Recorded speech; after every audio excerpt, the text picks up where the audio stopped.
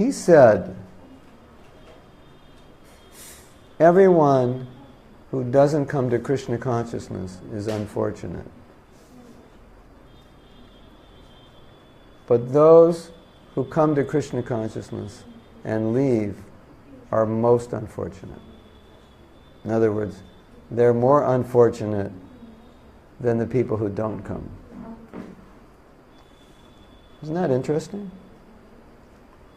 Now, if you take that idea, you could say, let's take that using this example. Those who come to Krishna but want to employ Krishna in sense gratification, they're the most unfortunate. Because Prabhupada's point is, you have the opportunity and you don't take advantage of it. Now, you could say, but doesn't Krishna say, come to me no matter what, whatever your desire is? That's true. But we're talking about devotees here, practitioners.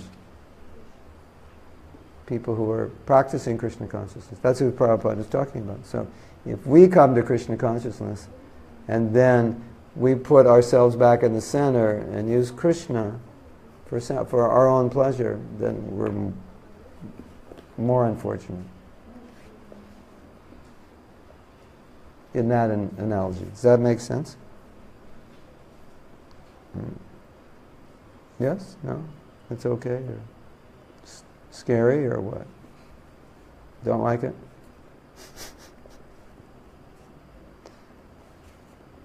Have to explain it more? I feel it's difficult sometimes to discriminate why we are doing things, because many services are very nice. Yeah. They give us satisfaction and pleasure and everything. So and then it's a question, why am I doing it? So I like the service, I do the service because I like it. So is it my sense gratification or... Only you can answer that question. Yeah. I don't think it is. See, the point that's being made here is, if you're doing something you like for Krishna, but you're conscious of your position as servant and Krishna as the enjoyer, you're not putting yourself in the center. That's his point. But once you kick him out of the center, or you walk into the center and say, would you help me go to the next level of artha or kama, that's the problem. It's like that story Prabhupada tells. This lady, she's carrying a big load on her head, and then the load falls. And she prays, "Oh Govinda, help me." So Krishna shows up. "How can I help you?" "Can you help me? The load fell, can you help me get it back on my head?" I think that's the point. Krishna can give you palaces, jewels, you don't have to carry the load, and you're asking, carry the load. Well, Krishna, can you give me sense gratification? I can give you eternal life. Well, sense gratification is good enough for me. So that's the idea. Well, sometimes Prabhupada doesn't use the word self-deception. He uses the word self-envy. So it's a nuance of self-deception. Because your self-interest is to be Krishna conscious, and then if you don't take advantage of it, then it's as if you're envious of your own self. You're not allowing yourself to take advantage of the opportunity. And then you ask Krishna, like, I have a question for Krishna. Comes and says, what do you want? What are you going to ask him for? The devotees would ask for pure devotional service, because we've been trained that way. But if you asked for something else that had your personal interest, then that would be a huge loss. Of course you could ask Krishna, what do you want me to ask for? But you already know. How can I love you? That's what you would ask, right?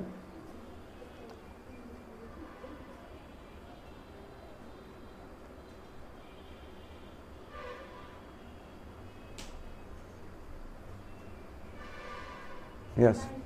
About levels, you're saying that self-deception, absolute self-deception means you estimate your own level very clearly. And some Buddhists say that, for example, if you're thinking that if Krishna ever asked, I would say only do devotional service. And some like friends may tell you that is it actually your level, or maybe you should ask for removing Oh, you really. or self-mortification and everything, and then only then you can ask for devotional service. Otherwise, you're not actually being sincere. Oh, okay. So, somebody says, if I ask Krishna for pure devotional service and I'm not pure, then I'm insincere in asking for pure devotion. So what should I ask for? What in that argument, what do they say you should ask for? You should ask for Krishna to purify you from your self-gratification by going through that and then coming to the platform of advanced, sincere prayer for pure devotion. In your case, I think it's a waste of But time. if Krishna can give you pure devotional service, yeah, because that I understand that argument, but Lord Chaitanya is so merciful, and he came to give pure devotional service. So if he came to give it, that means we're authorized to ask for it. Like Rupa Goswami, he asked for it, and he prefaced it by saying, I'm not qualified for it. And then he explained, well, how can I ask for it if I'm not qualified? Only because you're so merciful and you've come to give it. Like, let's say, I said, okay, I just won the lottery, so I have a lot of money now, so, how much do you want? And you say, well, how about 100 rupees?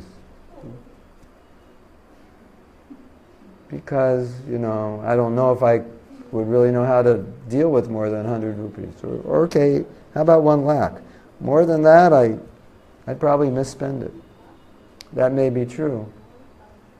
But if I'll give you as much as you want, why not ask for it?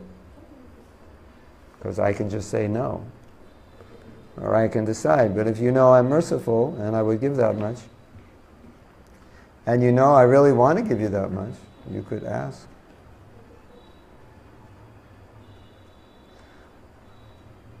I think what they're saying is kind of ask for the qualification. Give me the qualification to ask for pure devotional service. In the Bhagavatam, almost every prayer is pure devotional service. That's what they're asking for. What would you ask? Personally? Yeah, I think most of us would ask. I think we have the audacity to ask. Wouldn't you ask? Would you think, I'm not qualified? I can't ask for it? We're chanting Hare Krishna every day. What are we asking for? Pure devotional service.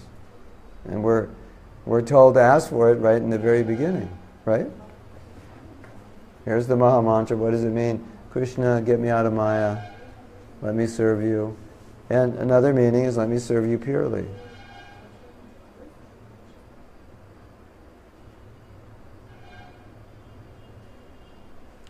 Yeah. Also with the self-deception, as you see, you have a lot of anarthas. Can you also pray, let me become free from these anarthas? I guess so that I can come to the emotional service. Yeah, that could be. I think it depends on the individual's desire, because and how he approaches it. Because Rupa Goswami said, I have this desire for pure devotional service, and I can't control it, even though I'm not qualified for it. It's like I can't give it up. So I think for some devotees, they want it so much, even though they're not qualified and they have millions of anarthas, they would just pray for pure devotional service. And maybe your approach is, or the approach she says, maybe certain devotees in a more humble mood might say, I don't think I'm qualified to ask, so let me pray to become qualified. Or let me pray to remove the immediate anarthas. Of course, someone could say, if you pray for pure devotional service, that would remove the anarthas. But so it, prayer depends on the mood also. So that could be considered for some devotees, like, Krishna, I'm not qualified, do whatever you want with me.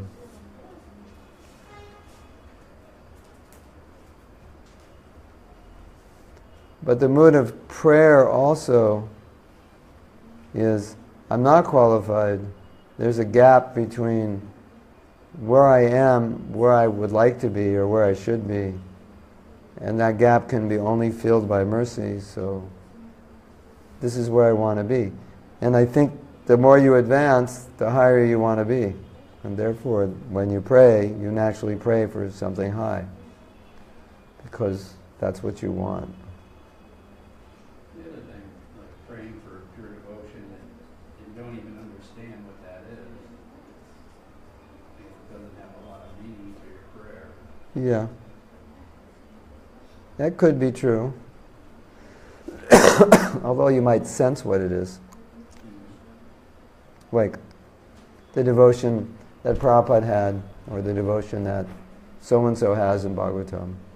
I would like to have that devotion. Like Raganuga Bhakti is like, I want to be in the mood, have the devotion of this resident of Vrindavan. It's an attraction, maybe not an understanding, but an attraction to that mood. Like, or maybe you met Jayananda and you think, I want to be like him.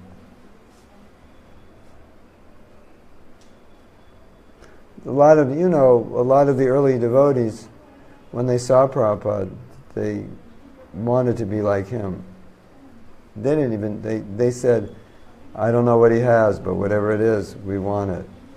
So I think sometimes it's like that. Like, I know I'm miserable, and I know he's blissful. So that could be there. I don't know what it is, but whatever it is, I want it. Which I think is natural in the presence of a pure devotee, that would happen. Like sometimes ordinary people will associate with advanced devotees, and they'll feel that those devotees are very peaceful and very special, and they feel very good around them, and they'll say, I'd like to be like you. You feel very peaceful, or there's something about you that seems to be different. I'd like to be like you.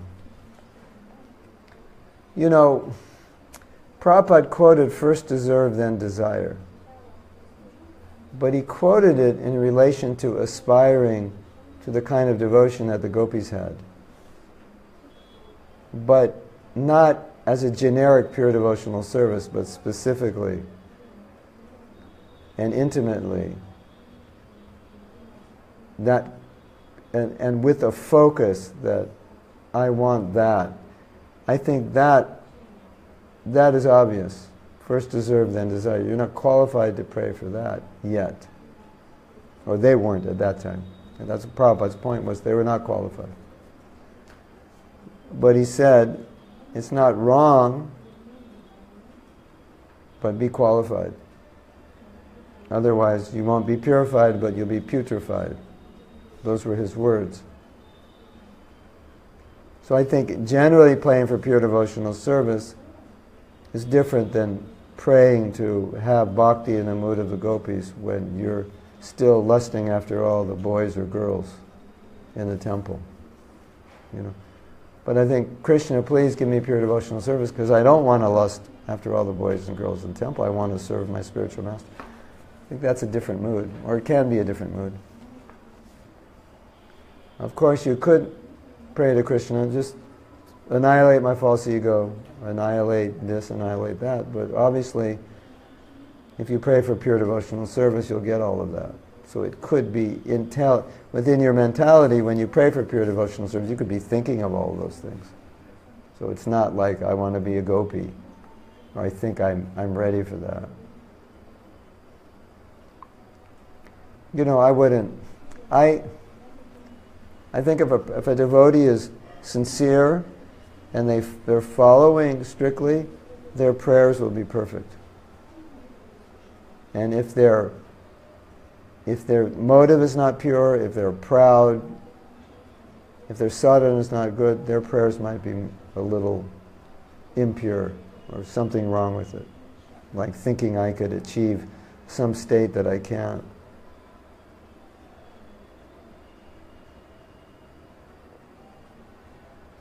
And then the other thing is, it's also recommended to pray using the Acharya's prayers. So if we're praying using their prayers, that means we're supposed to make their prayers our prayers. Or at least enter into the mood of their prayer. To understand. And then it's like, this is how I should pray, and I should have this mood, and I'm trying to enter into this mood. Like, Manasa Deha Geha, Yo Kinchumar, Arpilan Tuapade Nandikishore. Mind, body, family, I offer you to Krishna. I offer this to you. So then if the next day, after you sang that song, Krishna came to your house and said, okay, I've come to collect. Your mind, give that to me. Stop thinking about sense gratification. I want your mind. Just think about me. Your body, fully engaged. And your family, your house, it's mine. So you can only use it for me. So are you ready? But the point of singing that song is that it's like you wanna be there.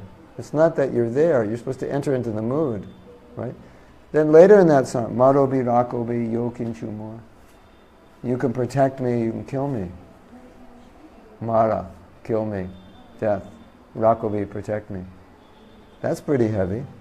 I've done surveys, and I've asked devotees, how many of you go to the deities and say, if you like, you can kill me. If you like, give me life. I'm in your hands. And it's very rare that any devotee will say, I do that. But in that song, Bhaktivinoda Thakur says that. So obviously, if we're saying that, most of us probably don't want to die. Even though we're saying, if you want to kill me, go ahead. But we recite the song so we can enter into the mood and understand this is the mood of a pure devotee. And maybe someday, when I sing this song, someday I'll actually mean it. Now, a side point, which is very interesting. Most devotees don't know Bengali. Maro Birako mi yokinchu arpilantu yopadi. Nandikishore. So they're singing the song, but they don't know that they're singing, Krishna, if you want to kill me or give me life, it's up to you, anything's okay. So that concerns me. Like, what's the point of singing a song if you don't even know what you're singing? So Prabhupada's saying, enter in the mood of the song. If you're going to enter into the mood of the song, you have to know what you're singing. You're going to, try to learn the word meanings, the Bengali, something. It's not that difficult. Each song only has 30, 40 words. And, similar words come up in other songs. If you put your mind to it, you can kind of manasa, deha, geha, home. We're used to hearing these words. It's not that hard. Right? Arpilan tuapade nanda. I offer to your feet, Nandikishore. But one of our godbrothers said something kind of funny, but in many ways profound. He said that before the time of Narottam Das Thakur, everyone studied Shastra, and it was all in Sanskrit. And then you're probably aware that that Narottam Das Thakur preached through songs. They were like what we would call in the 60s folk songs. You know folk songs? The guitar, If God, what was like Bob Dylan, God on her side, It's a Bob Dylan song, so many folk songs, and Joni Mitchell, Judy Collins, and so many bands. So that's what Narottam Das Thakur was doing. He was taking it from Sanskrit and then coming to Bengal and putting it into songs, which is basically poetry to music, and putting it in Bengali so the people could understand the message, and then making it simple and doing it through song. And even Lord Chaitanya sometimes when he would do Harinam, Radha Krishna Bo Bo Borore Sabai. So he's going through the town and he's singing a song. Everybody chant Radha Krishna. These are the only alms we beg. So instead of telling people what to do, he's singing a song. Kind of interesting, right? Go through a village. You can imagine going through a neighborhood in America and say, instead of Hare Krishna, he's saying, chant, chant, chant, everybody chant, Hare Krishna, whoa, chant, chant, chant, everybody chant, Hare Krishna. You know, I actually have a song for kids and they're in English, so that's how it goes. You know, you're entangled in Maya, you know, you can't see where you're going, and this mantra will set yourself free, chant, chant. So that's what Lord Chaitanya would sing that. So, but anyway, Narottam Das Thakur in Bengali, right, it's like preaching in Bengali through songs, so that the people can understand. So this devotee was joking, and in America, we sing in Bengali, so they can't understand. Kind of interesting, right? He put it in Bengali so that Bengalis could understand, and we keep it in Bengali so the Americans can't understand. Now, someone may say, but Bengali, it's sweet, and it's true, it's sweet, and you know, it's our mood and our culture and all that. But that's fine. You know, I think it might be a little awkward. It's, you know, let's have a bhajan, and I bring my guitar out and sing it in English, because I have done many songs in English. And sometimes I do that. And people might say, well, we should sing it in Bengali. That's fine. Learn it. Otherwise, how will you enter the mood if you don't even know what you're singing? You're singing, you can kill me. That's what you're singing. Marobi Rakobi. You're singing, you can give me life or take it away. Protect me or kill me, whatever you want. That's what you're singing. And you don't even know it. So you're just, you know, it's like a campfire and everybody's singing Kumbaya. You don't even know what you're singing. It's just, we're creating, you know, community and singing songs together. That's what's going on, and we don't know what we're singing. Isn't it? But that's not the point. The point is to enter the mood. Right? Yes? Da? Pravda? Ja, good? Ich meine, man sollte immer die, sorry, I think, I think one should read the translation before singing. Yeah. In general. As a young devotee, I felt a need to understand what I was singing, so I put a lot of energy into learning the word meanings, especially of the morning program, and gaining some understanding of Sanskrit or Bengali so I could kind of, you know, make sense of it all. So that when I sing it, it's kind of like singing in English. I'm familiar with it. Guru Mukha Padma Bhakya Chitite Kariya Aikya. What does that mean? The Guru's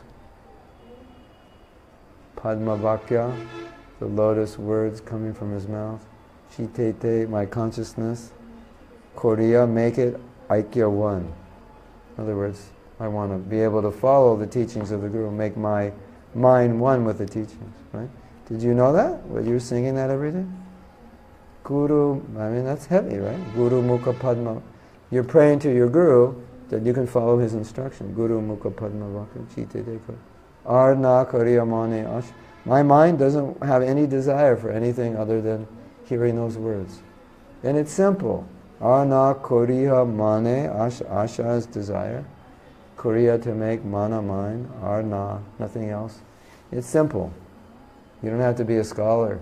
Bengali is pretty simple, right? So to me, it's like, you know, I mean, you know, you can pray to Prabhupada, but it's nice to know what you're praying. That whole song is just prayer for mercy. That's what it is. Every verse is just praying for the mercy of the Guru. You're glorifying him and asking for mercy, every verse. Yes? A lot of temples say the English also. Yeah. But But they say it after. Why not saying it before?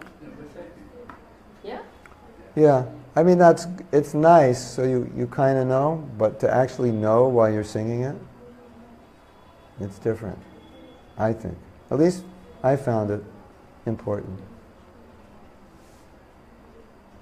Of course, you can always know the words and still not know the meaning, because you have to enter deeply. But there's more chance of knowing the meaning, of entering deeply, at least if you know the meaning when you're chanting it, you know. Samsara Dava. One devotee was, I think it's Dina Bandhu. We always call the Mangal Arti the Samsara prayers. Or no, it was Urmila Mataji. Said it's not the Samsara prayers. Because Samsara means repeated birth and death. So if you say Samsara prayers, that means we're praying to take birth again. So it's the anti-samsara prayer. If you're going to call it samsara, it's the anti-samsara prayers. Can you chant the anti-samsara prayers? Samsara dava nalalita loka tranaya. I mean, these songs are amazing. You know, we're in samsara, dava nalalita loka, and this world's burning like a forest fire. Tranaya karuna ganaganatam, and the Guru's like the cloud. Praptasya kalyana, auspicious rain. Gunarnavasya, an ocean of rain. On the putting out the fire of repeated birth and death. I mean, it's just like all powerful stuff. And you're just trying to stay awake at Mangal Arti, right? And you have no idea what you're singing. You're missing out. You're missing out on so much, I think. You agree? You're going to, enter the mood, So, Prabhupada was asked about these prayers. He was saying, someone said, well, are these prayers for does this describe all the spiritual masters? And he said, well, Vishwanath Chakravarti Thakur was describing his spiritual master. And then Prabhupada said, well, it either describes the spiritual master or the aspiration of the spiritual master. Because maybe your spiritual master does not fully manifest all of these yet, but if he doesn't, that's his aspiration. So that was an insight that Prabhupada gave to us about the meaning of that, what the song means. But,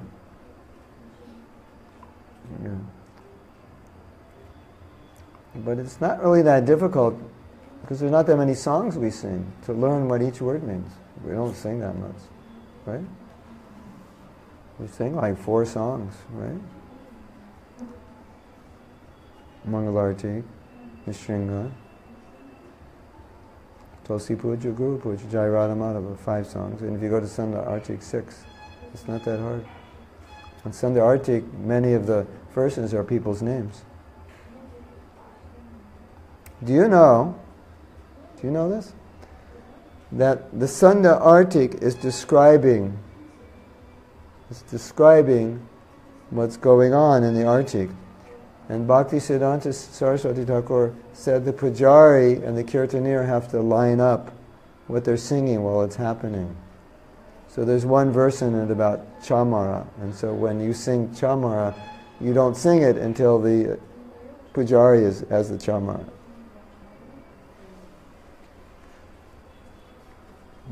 So anyway. But the point we were making is, if we chant the prayer of some exalted devotee, which we're supposed to do, we're supposed to kind of enter into the mood and think, that's how I'm supposed to feel.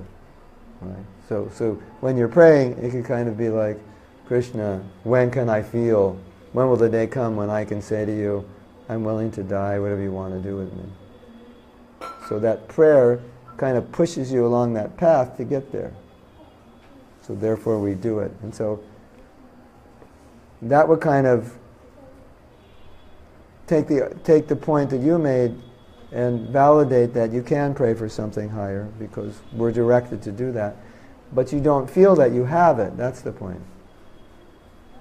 I would like to be in this mood where I can pray for pure devotional service as if I really mean it. So I pray for it, because it's the right thing to pray for. Right? Yes? It's okay? Yeah. I think of some experience with songs and verses, because I like this very much. I'm very much into this.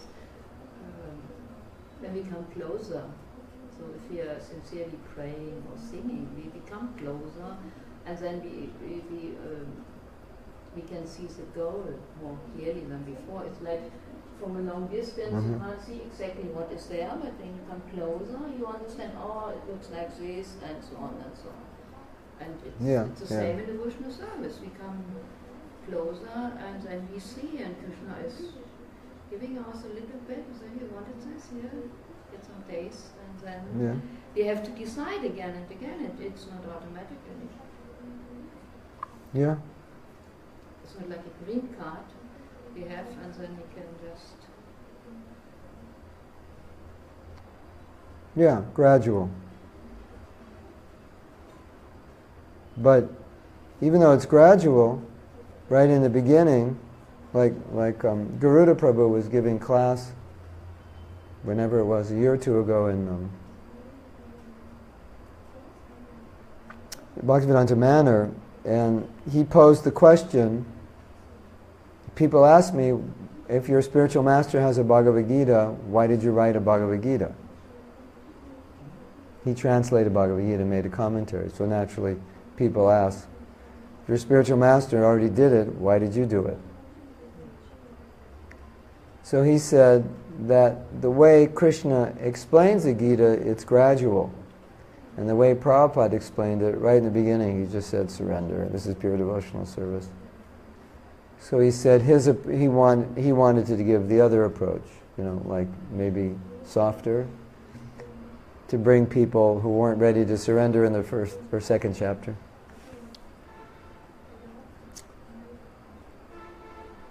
So Prabhupada, right in the beginning, let's say pure devotional service. So even though it's gradual, the development of pure devotional service is gradual. The instruction for it isn't. It's like he gave it right in the beginning. So I think it makes that point. You can be very high in a gradual process, but right from the beginning, you're shooting for the high, because that's the goal. So you don't have to be afraid to shoot for it. Yes.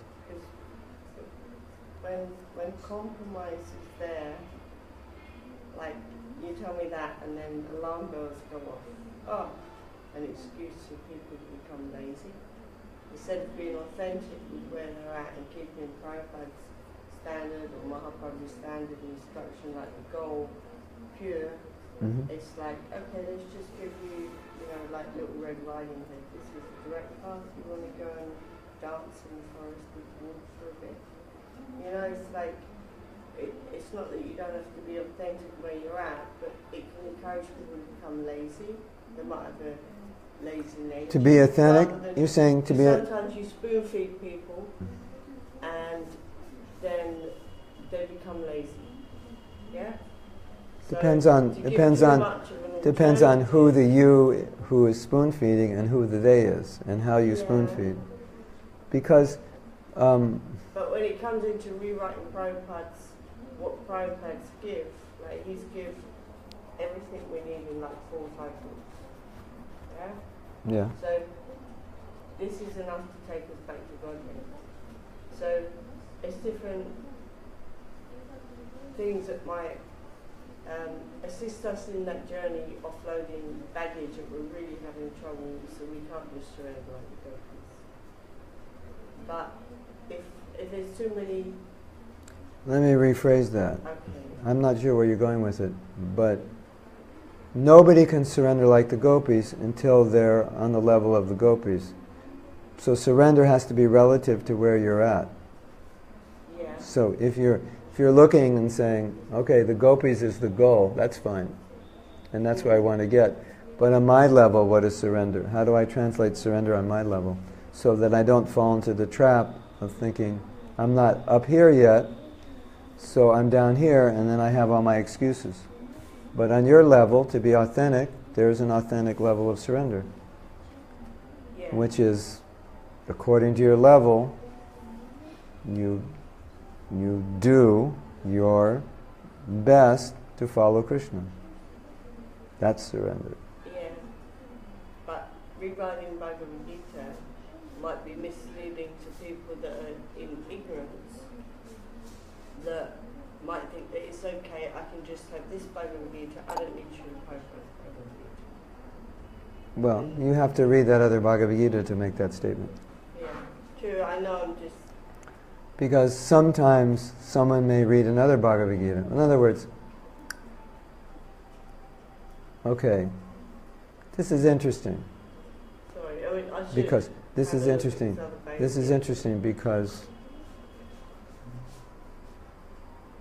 we could say, in every temple around the world, they have, or they should have, Bhagavad Gita class every evening, right? And who gives the Bhagavad Gita class? Some devotee in the temple, based on Prabhupada, right?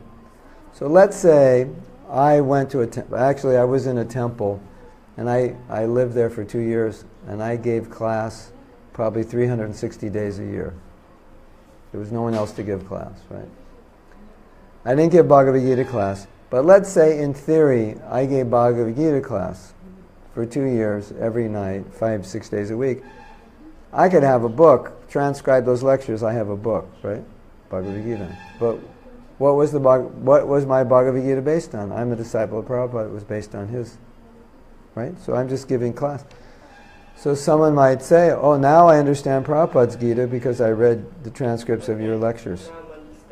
Because the person who wrote it is a disciple of Prabhupada who's, yeah. So,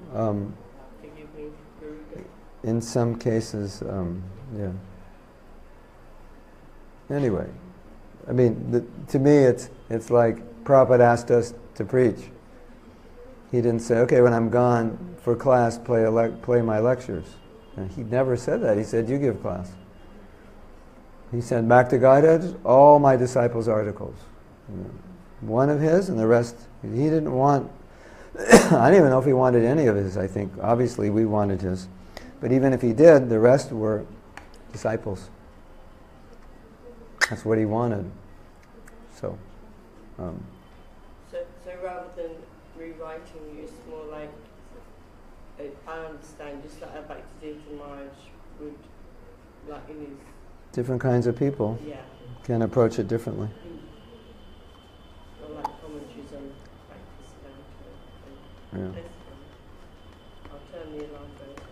But as far as surrender is concerned, the way Prabhupada looked at surrender was not on different levels. Like you can't surrender until you're up here.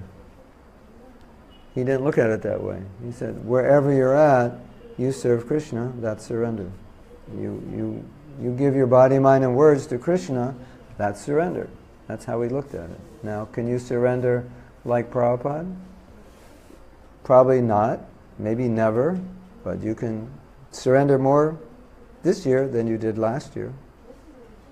But it doesn't mean the day you joined, you can't surrender. You know, we have to compete with ourselves, not compete with a standard that we can't reach. So, are you more surrendered this year than last year? If yes, good. Are you surrendered as gopis? No, you can't be because you're not a gopi. And until you awaken your rasa, if it is a gopi, then you can, in the stage of bhava or prema, then you can surrender like a gopi. That'll just happen. But the other surrender got you there. The initial surrender got you to the bhava level where you could surrender like a gopi. Right? Yeah, so he's not changing the goal, it's more like, I understand. It's more that, I suppose,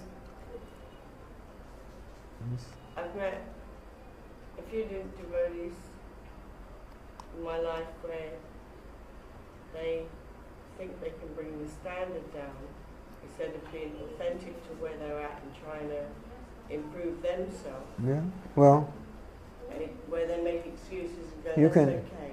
You can bring the standard down. Just admit that you're not able to follow it, but you can't create a new standard. Yeah, it's more like when people want to...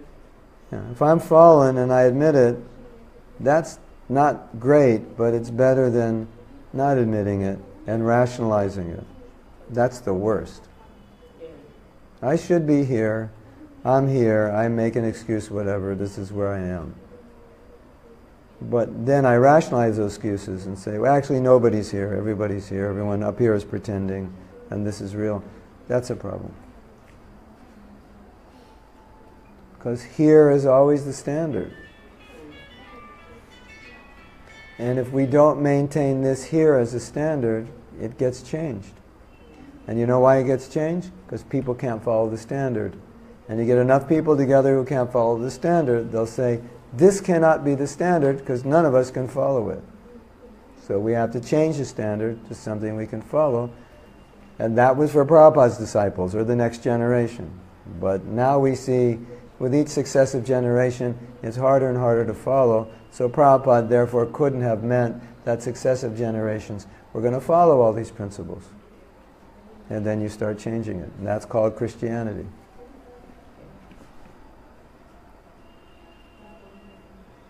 And then you really get it bad because you change it in a way that you're all going to heaven without following strictly. And that's like the beginning of the end of religion.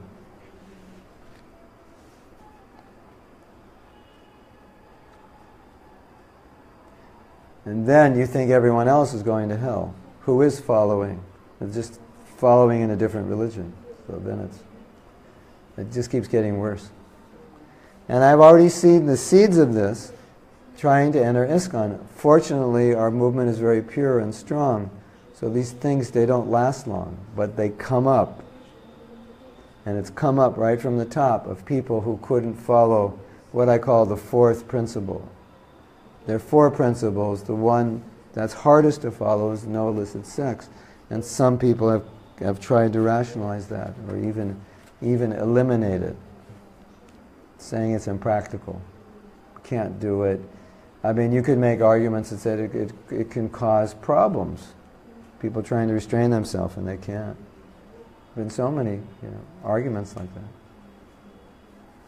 Even one guru left and that became a philosophy, a sex cult, So I even heard recently someone saying about, because there's a few gurus getting prostate cancer, it must be because they're obviously not engaging. And it's like, hello, this is... Yeah. Well, that's Western thinking. Yeah. Yeah, I once had a problem. I forget what it was. I couldn't retain urine so well or something.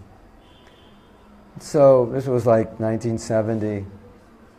I think basically the problem was I was in such cold weather that my body just wasn't holding urine.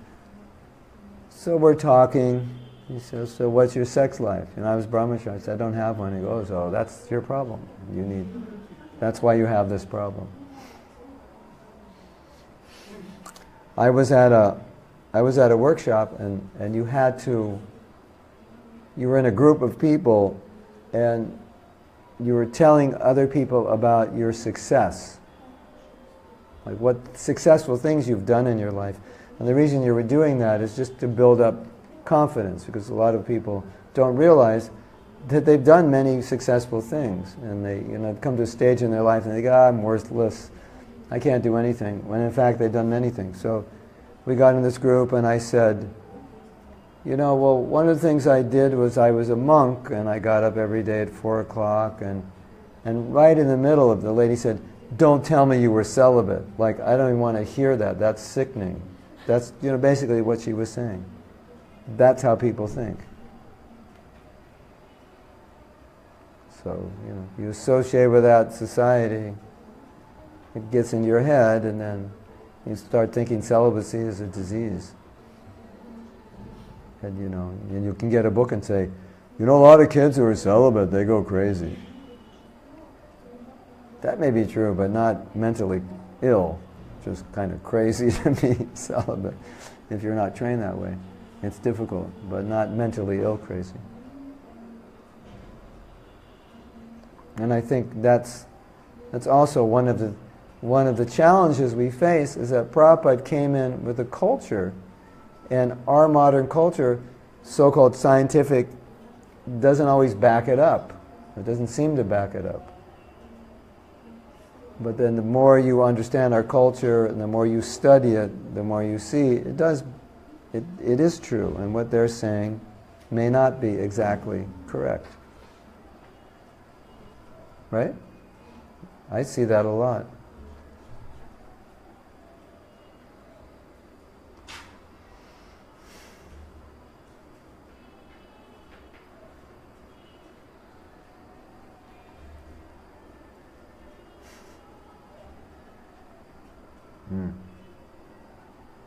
Is that okay?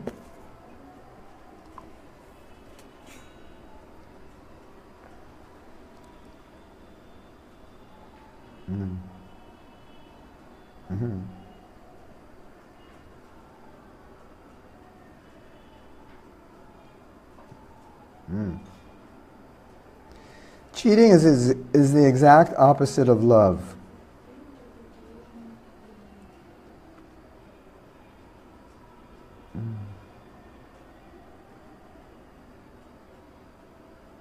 There are many sins, such as murdering a Brahmin, committing adultery. These are Mahapatakas, 5 or 6 greatest sins in accordance with the Manu Samhita. But in the 8th canto of Bhagavatam, it is stated the worst sin is cheating and lying. Bali Maharaj quotes Mother Earth saying, this is what Mother Earth said, I can bear all kinds of sinners, but I cannot bear someone who is cheating. Interesting, huh?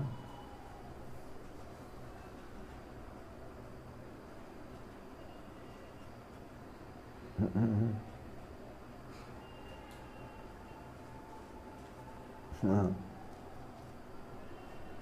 We're getting complaints out here. I'm neglecting the people online. I'm sorry. Problem is I have an audience, so I neglect all of you. If Clinton, if you ask questions that are relating to what we're talking about, I'll answer them.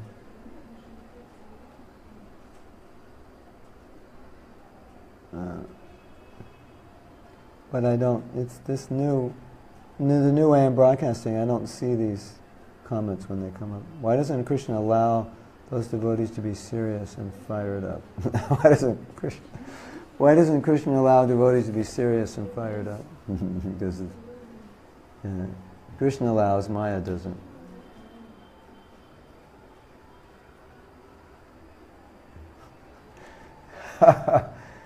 Is it better to be ignorant and do wrong, or be Krishna conscious and do wrong? It depends what you're referring to. But there's worse karma when you know what's right and wrong and then you do what's wrong. So karmically, better be in ignorance. But if you're in ignorance, then you don't know what's right. And if you don't know what's right, how can you do what's right? So better to know what's right, at least that way you have a chance of doing what's right. But in terms of karma, you'll suffer more if you know what's right and you don't do it. But if you don't know what's right, you'll be in the material world forever. So they're both pretty bad, right?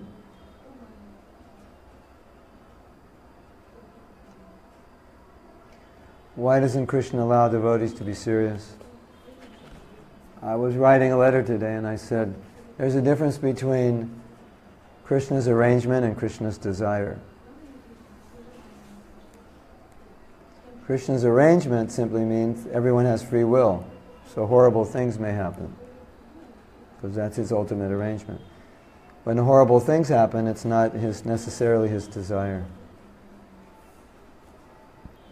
So, Krishna's allowing everybody.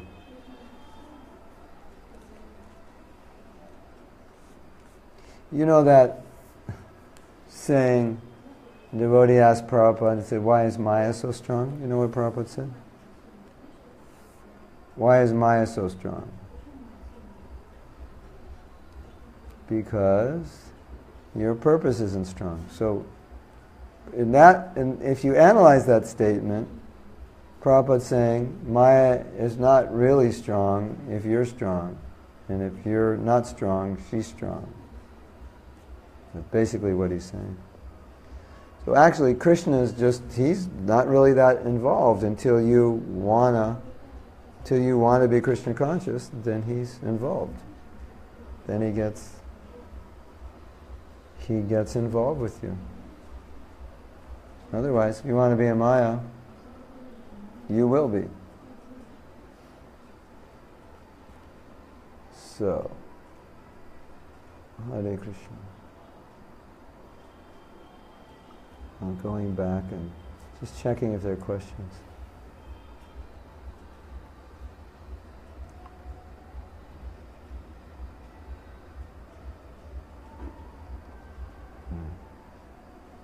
He thinks it's better to sing in a language that we understand. If you hear my Shishastakam in English, you'll be amazed. Did I ever play it for you? We sang a bit on the Japa workshop. At the Japa workshop we played it, yeah. Yeah, it takes on a whole new dimension when you... Well, of course, there were many Russians there, so it wasn't so fantastic for the Russians, because it was in English, but... I think I can make some predictions. And I think in the future of ISKCON, there will be many, many songs sung in local languages. It'll just come to a point where some groups of devotees will want to do that. I think it's inevitable, I could be wrong, but I think it's inevitable, with each successive generation it's going to get more, what's the word? Integrated within the local culture. Can you imagine coming back to ISKCON 100 years from now in India? India is going to look like, if the world hasn't blown up, India is just going to be like any Western city, and Indians are going to be like, you know, kind of slightly Indian, slightly Vedic, but mostly Western. And so, you know, ISKCON's going to look a bit different. You know, I mean, all the kids now that are going to be grandmothers 60 years from now are in college in t-shirts and jeans and going to parties and getting drunk at night.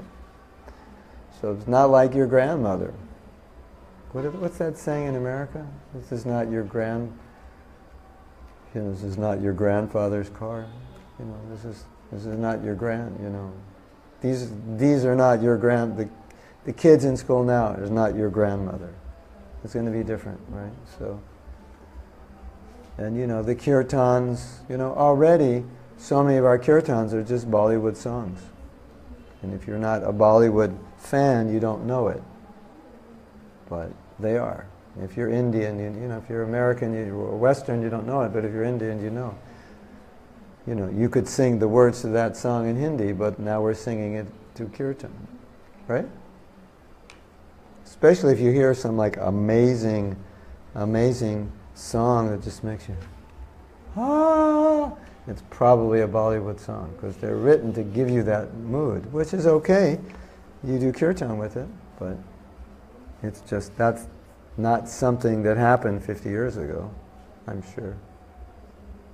I mean, traditional ragas, yes, and movies might have used traditional ragas, but I'm talking about new ideas. So,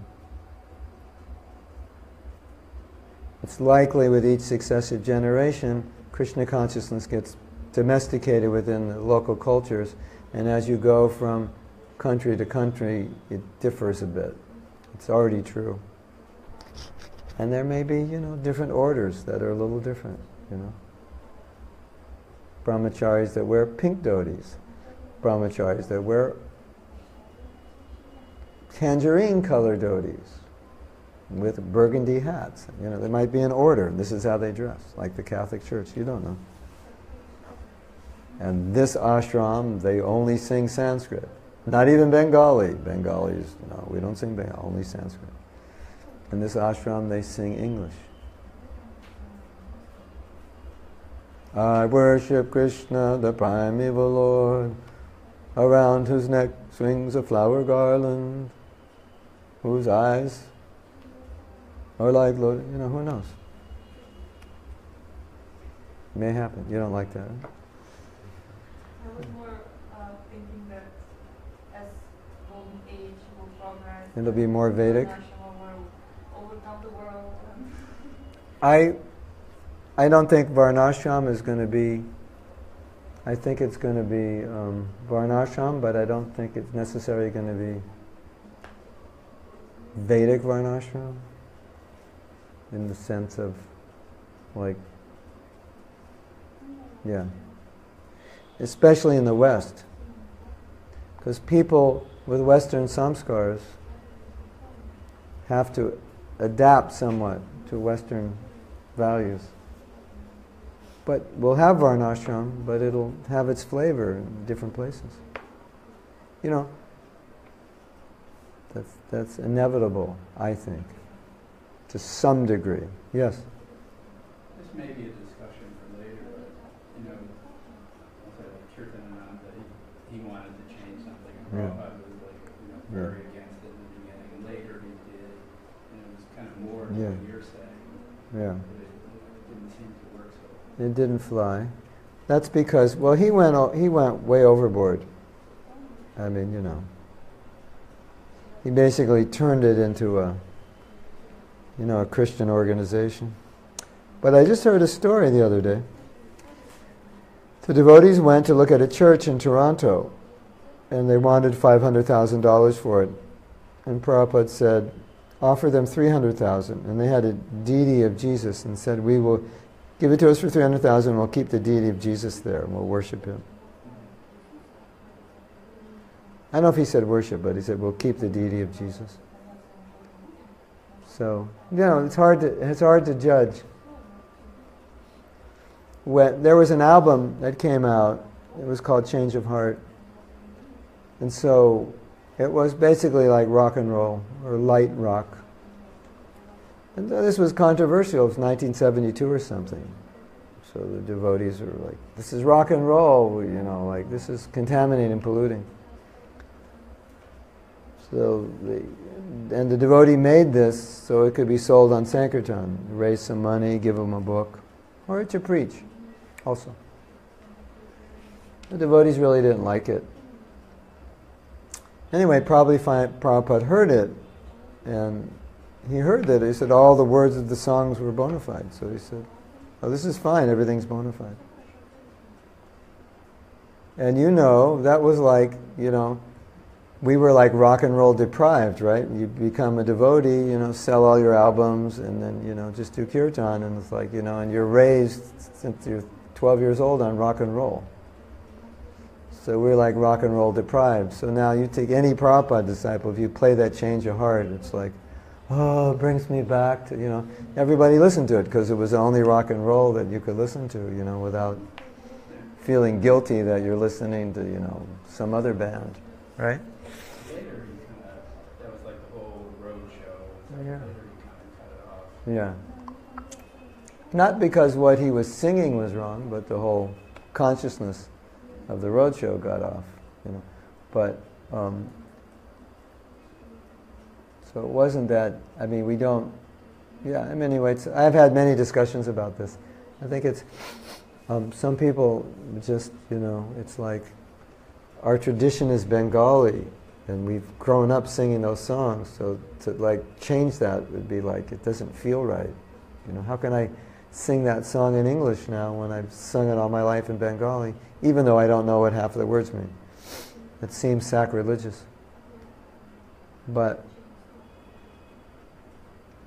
I don't want to come back in another lifetime to prove I'm right, but I really sense that in many places they're going to find a lot of comfort and enlightenment in singing in their own language. Not everything, not the whole morning program, but some things. I did Bhagavad Gita in English, some verses, so it's also a way to learn them. You can learn the translations by putting in music. You can also learn Sanskrit by putting into music. I was fooling around with GarageBand because I have it on my iPad. So I was on like a 13-hour flight, and I was like, okay, I've already read for 6 hours, slept for 3, like, okay, what do I do now? I can't chant on the plane, everyone's watching videos, I'm going to chant watching a video. So, all right. So I come up and make some music on GarageBand, and it's like perfect for chanting shlokas. I go, oh, this is perfect. I'll just chant shlokas to this music. And it's cool music. It's like, Buddha lounge, yoga lounge music, and everyone will learn all the shlokas. So, like that, Why not?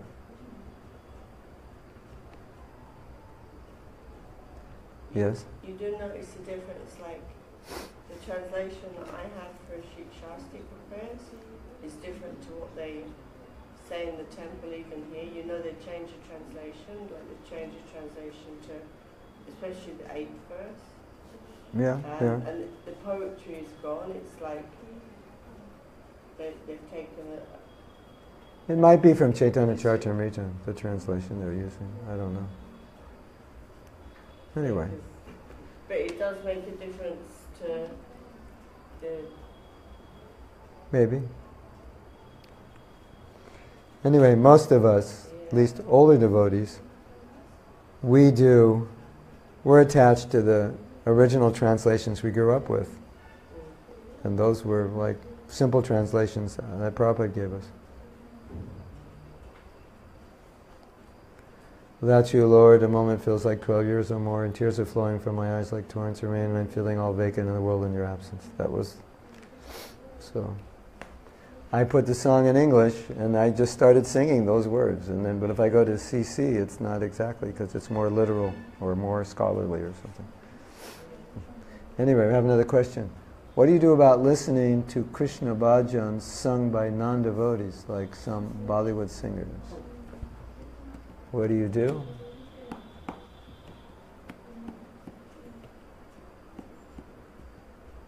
That's funny, because they just brought this up. A few devotees have been having discussions on this topic. I can tell you what I do. Usually I just vomit. Because if someone's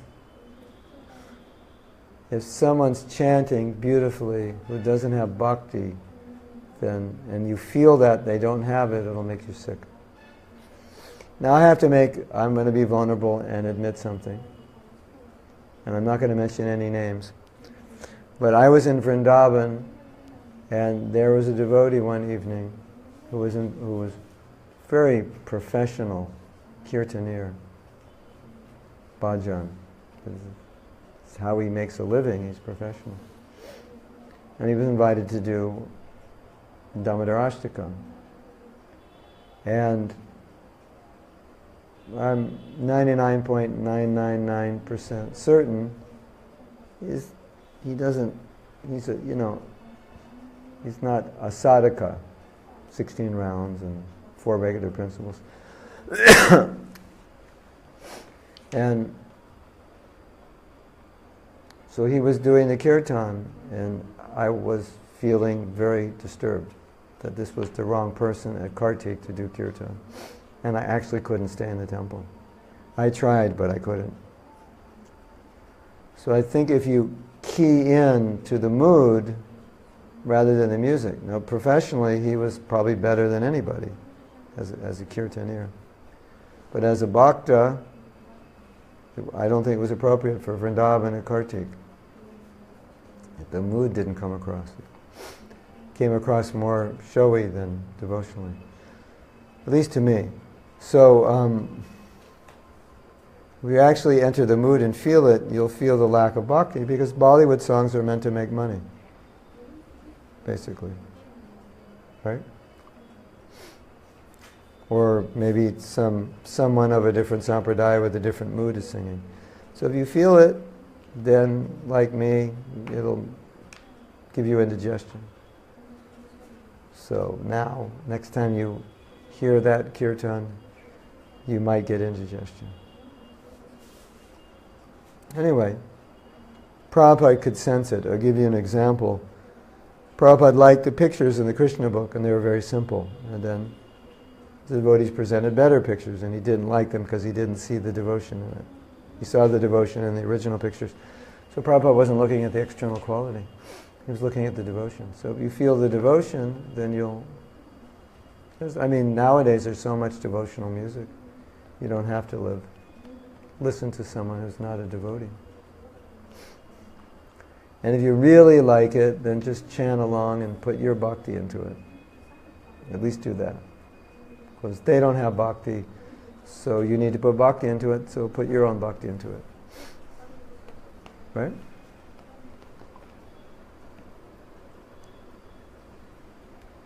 You had a question.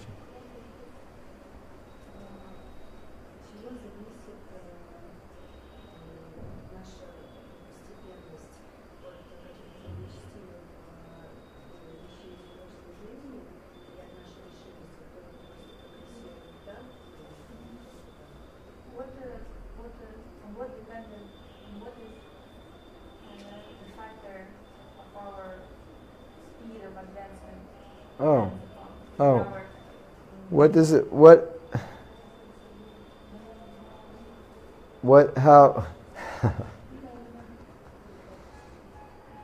it in our pious activities from the previous life, or some people come with that much determination to advance? Some people say that our advancement is based on one ingredient is past piety, past devotional activity, and so on.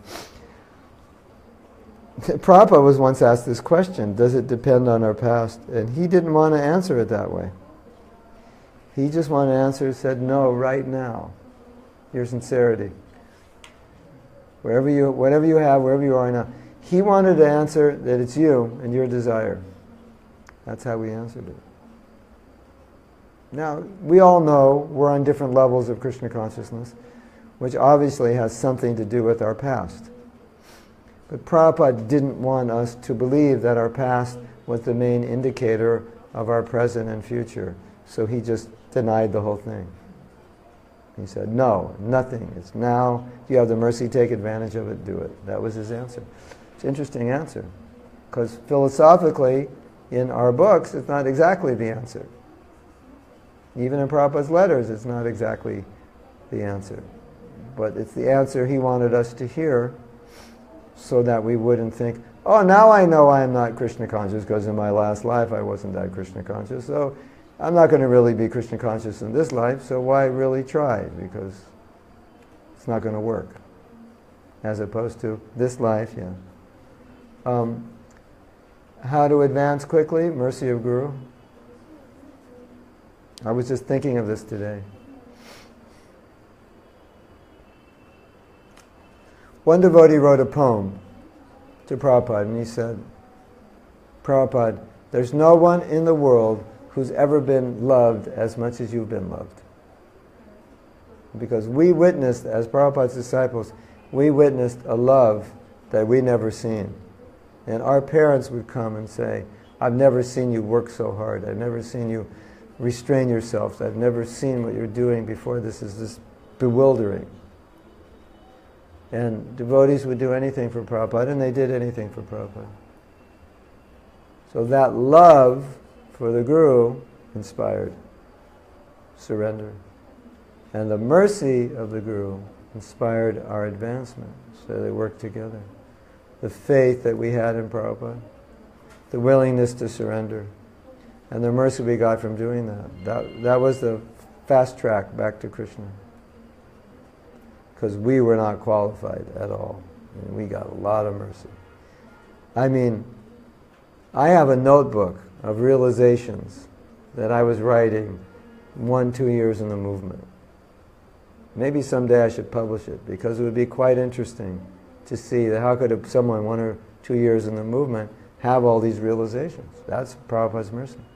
So you could have amazing realizations, even young, as a young devotee by the mercy of Guru. That's the fast track. It's not your own effort. But it's your love which then inspires you to serve, which gives you the mercy. Right? Then the mercy does everything. Not you. You do everything to get the mercy, and then the mercy does everything. So you're chanting Hare Krishna, trying to avoid the 10 offenses. But it's the holy name that'll give you the mercy. But you get more mercy the better you chant. And the holy name does it. The sadhu sangha does it. The satsanga does it. The Bhagavatam does it. Actually, I think the answer to the question is just do everything that Prabhupada said to do. You'll have no trouble. And avoid everything he said to avoid. It's doing and not doing, both. Don't do what he said not to do what he said to do.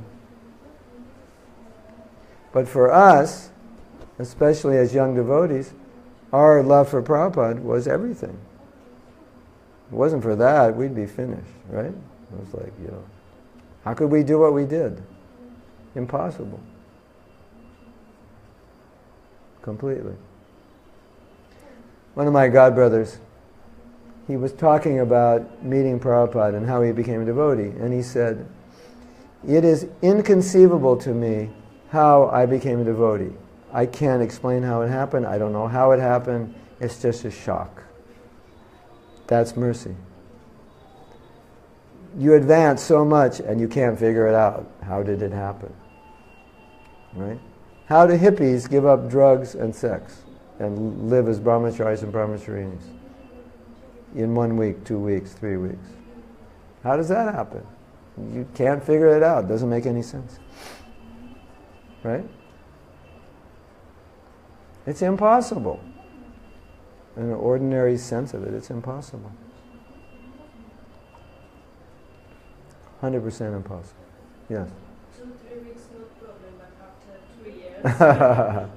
You need more mercy after 3 years. Because the first few weeks you're suffering so much you want mercy. Right? After 3 years. I was thinking today, when you're in a little bit of distress, or you have a very strong need that's very important for you, your rounds are always better because you pray more. Right? You ever been in distress and you had really good rounds? Hare Krishna, Hare Krishna, Krishna, help me, right?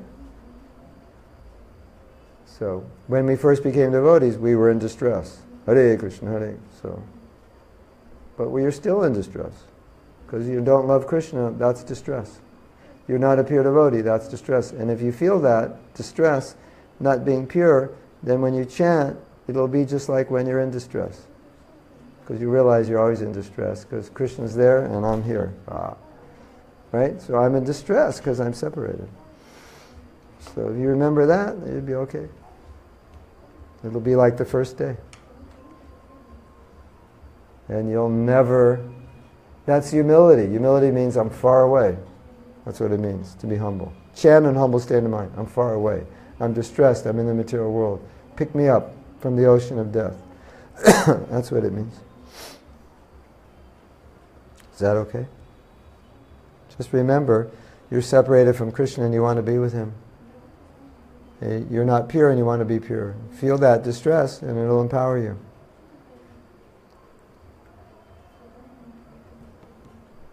Is that all right? I just heard a story about karma, past life, what you bring.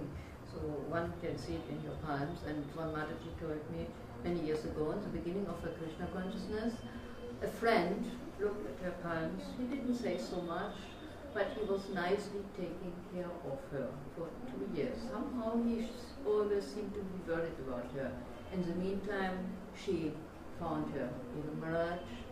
She had received initiation. She was married with someone else. And 2 years later, she was about to leave the country. And this friend, he was worried. He could feel, he didn't feel comfortable to let her go. He was always taking care of her. And he looked at her palms, and he was shocked. He couldn't understand. He said he never said anything like this, because before, 2 years ago, she had some line in her palm which indicated that because of her karma and what happened in her life before, she had some really, really very bad experiences, and she was disturbed about that she would become completely mad and she would commit suicide. And this line had disappeared completely. He said he never saw anything like this. Yeah. So karma and whatever he did before. Prabhupada said that. That much. Prabhupada said that. Clap and all the lines are gone. Yeah. Clap in front of the deity, all the lines are gone. So, yeah. So your point is very good, because the real test is over a long period of time. Keep the desire strong over a long period of time. You can do it? You have to. Prabhupada said, he was telling devotees, he said, you've had millions and millions and millions of lives. In every life, you've taken from Krishna. In this life, just give this one life to Krishna. You have millions of lives and you're not happy. Give one life to Krishna and see if it works. And if it doesn't, you'll have millions more lives. You can do whatever you want. So that's all. So if you think that way, it's much easier to go on. You think, okay, I've done everything one could possibly do for millions of lifetimes. Now let me just do everything for Krishna. If it doesn't work, I'll get another body. I can do whatever I want. Those were Prabhupada's words. So it's okay.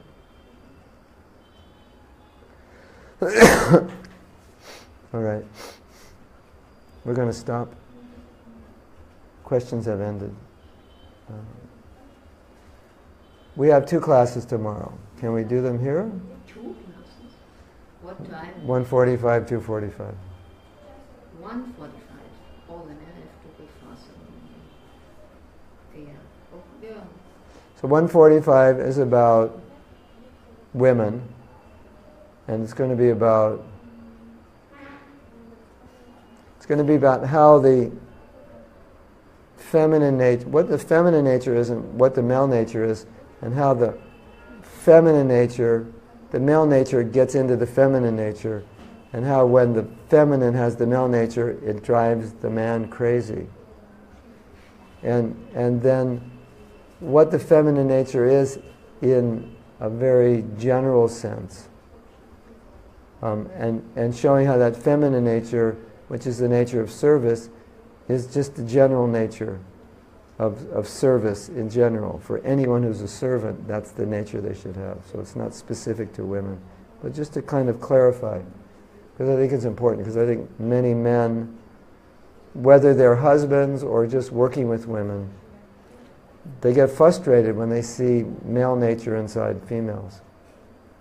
Because men has a nature and a female has a nature. And they work very well together when the male is male and the female is female. But when the male is part female and the female is part male, it doesn't work. So I like to say, when male and female don't get together, it means either the man has become a woman or the woman has become a man. So it's like 2 women fighting or 2 men fighting, because when there's a man and woman, you can't have 2 men and you can't have 2 women. One has to be a man and one has to be a woman. So when the man's a man and the woman's a woman, it actually really works well. Because the man will protect and the woman will serve. And it works really well. But when the man doesn't protect or the woman doesn't want to serve well, then it gets frustrated. So we're going to talk about that. And then we're going to continue discussion of prema at 2:45. So that's the program. So how to bring it on short? What you said about men and women, male and female. So in one short sentence, how would you say? I actually wrote it and sent it to another devotee. Sorry? I sent the description to another devotee. So I just have to send it to you. Let's just say, what is the female nature? Male, female, yeah.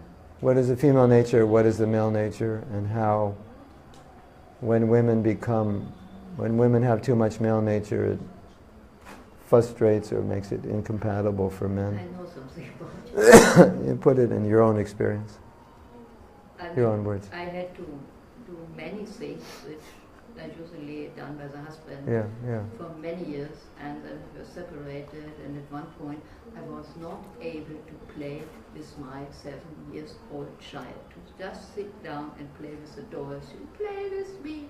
And I said, okay, and I was sitting there, I couldn't do it anymore. Just from inside. Wow. I didn't feel like being able to play, because I had so many male parts in my personality at this time. It was shocking somehow. It was really, and for the relationship it was also very bad, because I was in the role of the mother somehow for my husband, and I did everything and he didn't, and he did less and less and less because I did. And I was frustrated because I had to do it, and he was frustrated. The whole... It was just, but I didn't understand. I understood later. It was a problem. Part of the problem we're dealing with is the whole society is messed up. Like this devotee is saying something similar. How does it work when women have to work extensively to maintain the house, when the men have to cook and clean? Yeah. But we're talking about qualities, not duties, which I think are different. So, as a man, you might have to do some female duties, but don't become a woman. As a woman, you might have to do some male duties, but don't become a man. It's like you may have to take charge of something, but do it as a woman, not as a man. It doesn't work. That's my experience. Like, let's say you have to run a temple as a woman. You can't exactly do it the way a man does. The men won't relate to it. You do it as a mother does it, it's easier. You agree? Yeah. So you might have the male role, but you still have the female. Or the man may have the female role, but it doesn't mean he becomes weak. He's still, the service he has is to protect the family. Okay. Thank you. Hare Krishna. Srila Prabhupada.